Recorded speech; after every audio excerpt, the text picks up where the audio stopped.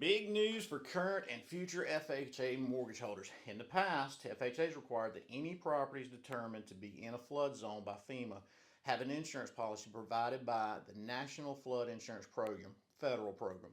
This was a fixed cost premium tied to that particular property.